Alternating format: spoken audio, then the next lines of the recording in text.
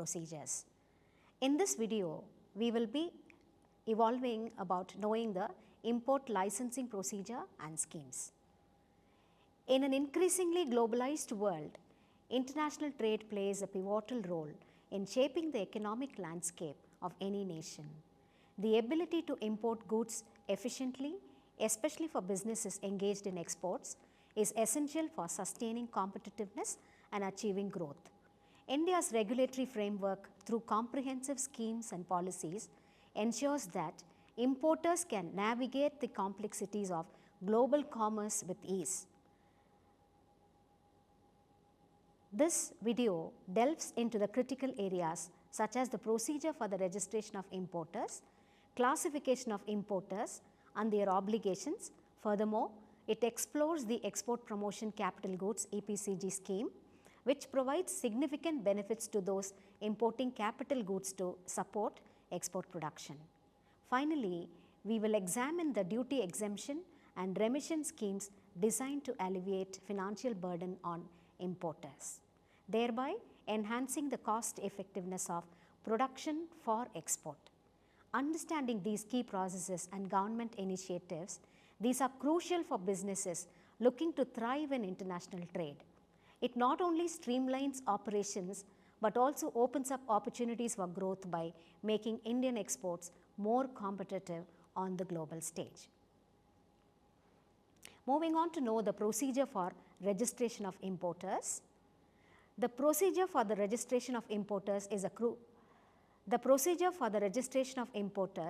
a critical aspect of international trade. Importers need to comply with several formalities before engaging in import activities, ensuring they follow all the regulatory requirements. The registration process establishes legal accountability and aids the government in tracking and managing imports effectively.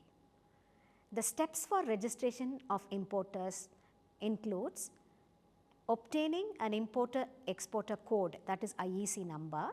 The importer-exporter code is a unique identification number required by any individual or entity involved in importing or exporting goods and services from or into India.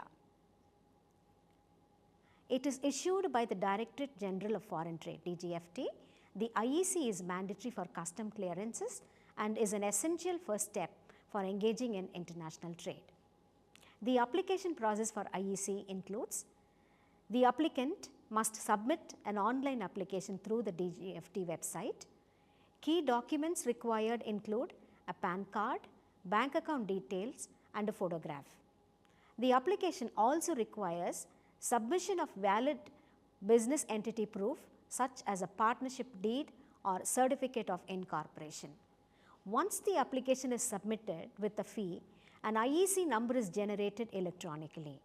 The significance of IEC is crucial for both import and export activities, as it forms the primary identification for any trading activity, enabling seamless cross-border transactions and ensuring compliance with government regulations.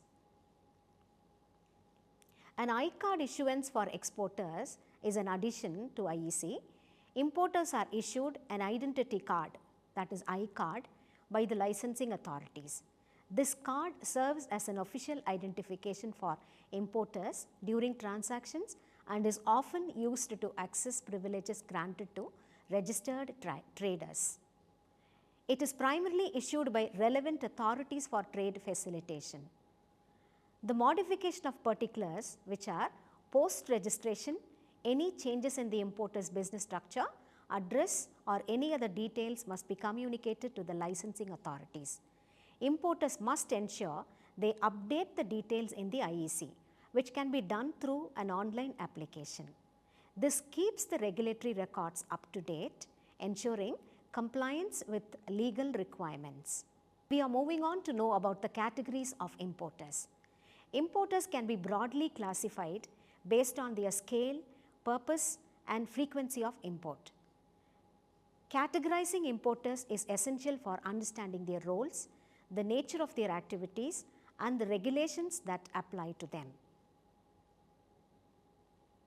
In India, Importers are classified into various categories based on their operations, businesses, nature and the scale of their import activities.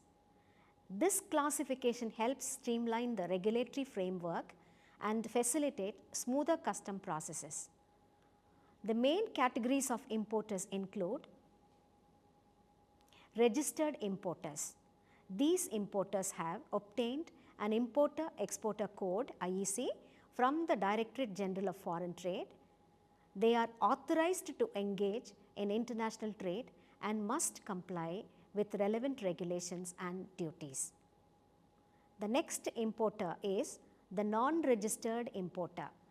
These entities may import goods but are not registered with the DGFT. Their imports are usually limited to specific circumstances, often involving personal use or small quantities. Next is a commercial importer. These businesses engage in importing goods for resale and typically operate on a larger scale. They must maintain accurate records of their imports and are subject to regular audits by customs authorities. Next is the bulk importer. These importers focus on procuring large quantities of goods, often at lower prices per unit. They may deal with commodities or raw materials for manufacturing purposes. We will talk about the specialized importers. These people focus on specific goods such as pharmaceuticals, electronics or textiles and must adhere to stringent regulations governing those products. Another categories of importers such as actual users. An actual user imports goods for personal use or business operations rather than for trading or resale. There are two subcategories into it. Number one is the industrial user. These people import capital goods, raw materials or machinery for production and business activities. Then comes the non-industrial users. These people import goods for personal use, research or educational purposes. Next is the trader importers. Trader importers purchase goods with the sole intent to sell them domestically or internationally. They do not use the goods in any production or manufacturing processes. Let's talk about status holders. These are the people or entities that have been recognized by the government as significant contributors to India's foreign trade. They may be categorized into 5-star levels based on their export performance. Status holders often enjoy special privileges such as faster clearance procedures, exemptions and more. These information we have spoken it in the video number 2. EOUs and SEZ importers, export oriented units and special economic zones. Importers are businesses set up specifically for export purposes. They can import raw materials or capital goods duty free provided the finished goods are exported. Let's discuss about importer registration with regional licensing authorities.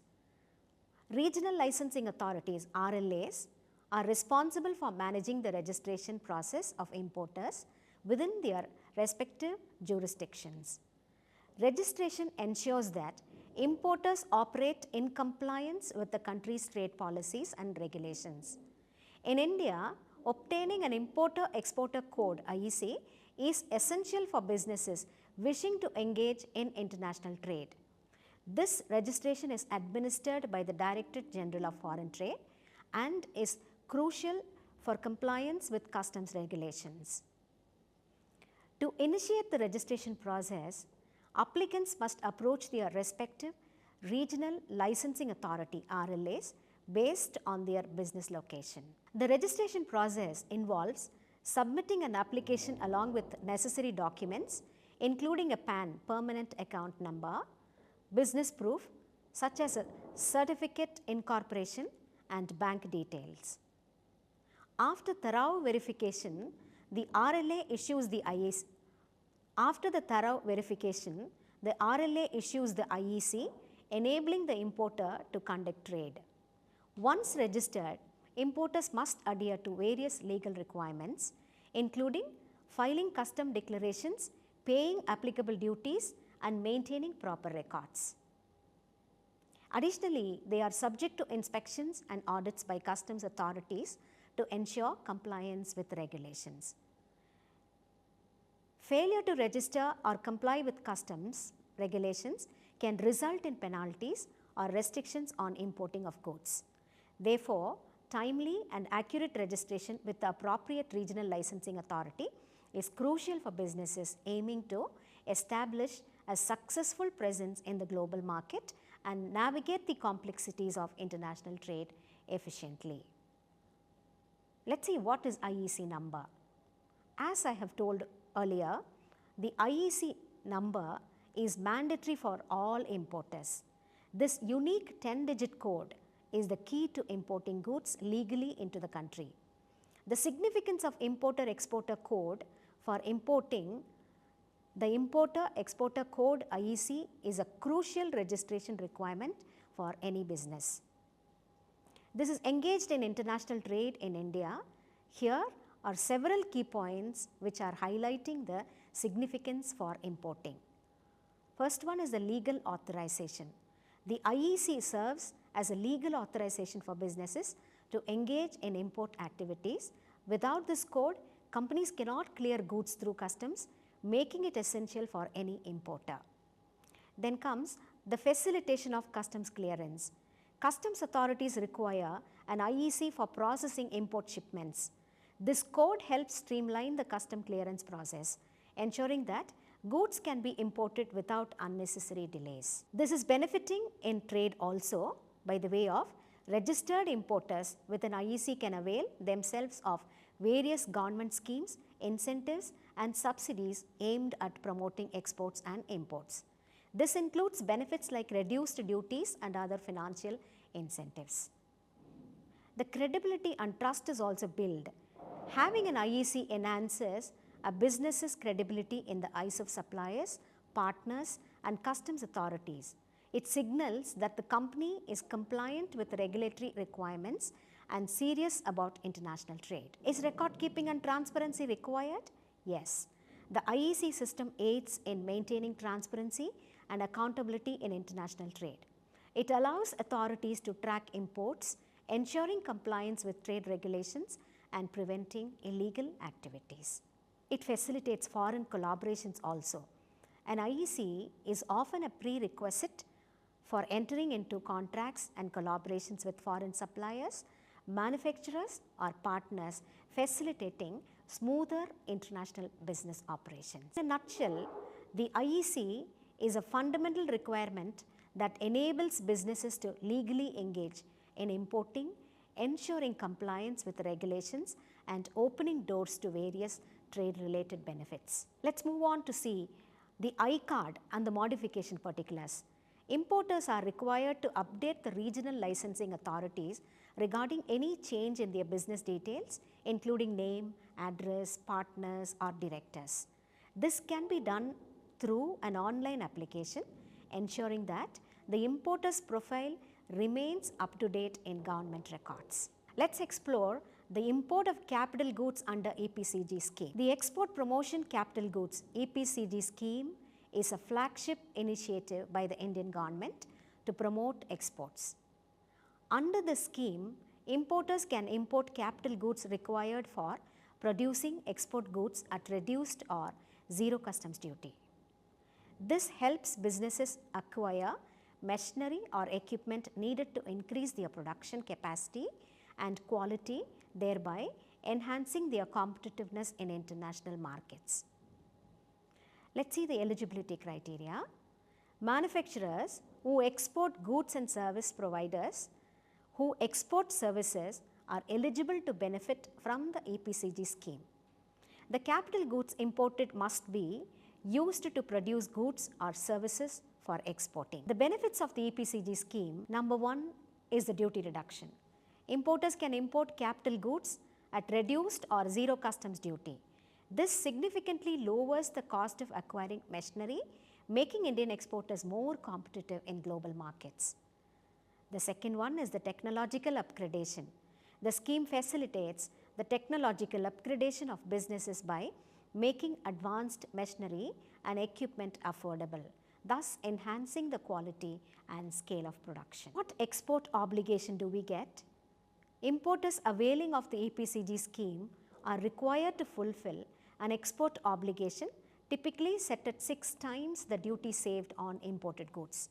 This obligation ensures that the benefits granted by the scheme translate into increased export activity. Let's see the types of capital goods eligible under EPCG scheme. Machinery for manufacturing, which is the equipments for producing services, spare parts and tools necessary for capital goods. What conditions do apply for EPCG?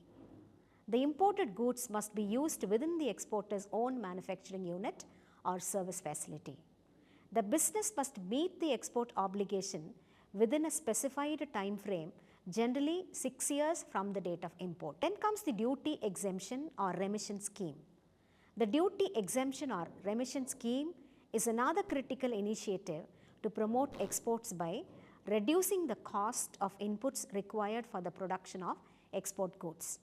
The scheme aims to enhance the global competitiveness of Indian exporters by providing a framework that minimizes customs duties on imported raw materials and other inputs. The duty exemption scheme is a crucial component of India's trade policy designed to promote exports by providing significant financial incentives to exporters. This scheme allows businesses to import goods and materials without paying the applicable customs duties at the time of importation. Here comes the key aspects and benefits of the duty exemption scheme. Types of duty exemption scheme includes from the export promotion capital goods are, this allows exporters to import capital goods at zero customs duty. The only requirement is that the imported capital goods must be used for producing goods that are exported. Exporters must fulfill certain export obligations within a specified time frame to qualify for the duty exemption. What is advance authorization? What is advance authorization scheme? Under this scheme, exporters can obtain authorization to import inputs required for the production of export goods at zero customs duty. The duty is exempted based on the quantity of inputs needed for the anticipated export output. Exporters must ensure that the finished goods are exported within a defined period. The key features includes the duty-free import is a tied condition that the finished products will be exported. Exporters are required to meet the conditions of value addition as stipulated by the DGFT. Next, we are talking about the duty drawback scheme. Under the duty drawback scheme, exporters can claim a refund of duties and taxes paid on inputs used in manufacturing export of goods.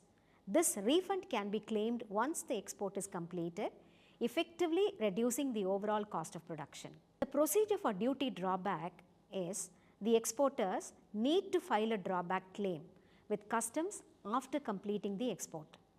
The drawback amount is calculated based on the rates prescribed by the government, and once verified, the refund is credited to the exporter's account. We look into DFIA, which is duty-free import authorization. The DFIA scheme allows duty-free import of inputs needed for the production of exporting of goods.